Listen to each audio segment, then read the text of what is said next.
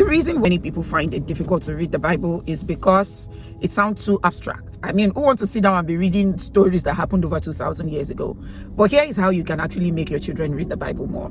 Hello there, how are you doing? On today's episode of How to Make Your Children Read the Bible More, I'll be talking about inculcating the Bible in their daily lives. So I'll tell you two things that happened recently, right? You know this issue with sibling rivalry, that they'll just be fighting, you're just in the house and you don't even know what happened. The situation just moved from 1 to 100 in a split second. Yes, I have that in my house with my girls too.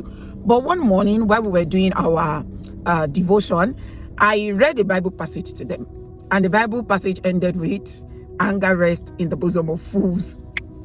That was it. That was my jackpot. You know, when I read that particular scripture, my second daughter didn't actually understand it. She was like, who is a fool? What's the meaning of fool? So I said, a fool is like an idiot. And she got it.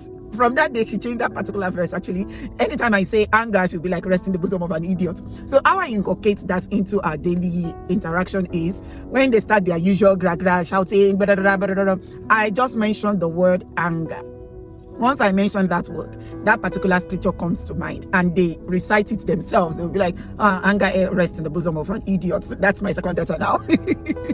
And each time she says that with the expression and everything, it's just so hilarious, but it gets the job done, right? They'll be like, anger rests in the bosom of an idiot. But I'm not an idiot. I'm just quoting the scripture. I didn't say anything. So that helps them to enjoy reading the Bible when they can actually relate it to particular things that are happening in their life at the moment, when they can relate it to instances at the moment. Another scripture that we love quoting in the house is a little sleep, a little slumber, a little folding of the hands to sleep, so shall your poverty. As in, the way my kids we read that particular scripture with power.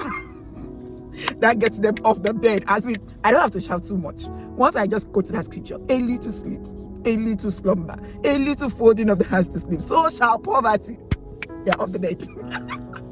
So please try as much as possible to inculcate Bible reading. It helps them to see Bible not as an abstract, not as an overly spiritual book that they only need to go to when they want to feel spiritual. Reading the Bible should be an everyday thing. Like Joshua 1:8 says, this book of the law shall not depart out of thy mouth, thou shalt meditate on it day and night, which means every day. So inculcate Bible reading into their daily life while they are cooking, while they are walking, while they are doing, while they are playing. Try as much as possible to find Bible passages that they can use as conversations throughout the day. So that's it. And one other pro tip is to encourage your children to quote the scriptures when they are praying. Okay, that helps them to retain whatever they are reading. So when they are praying for something, they are praying for healing, try as much as possible to quote the scripture and tell them to also quote it, or try to remember any passage at all that they have read on that particular thing that you're praying for. So that's it for today. Remember, anger rest in the bosom of an idiot. Don't be an idiot today. Bye.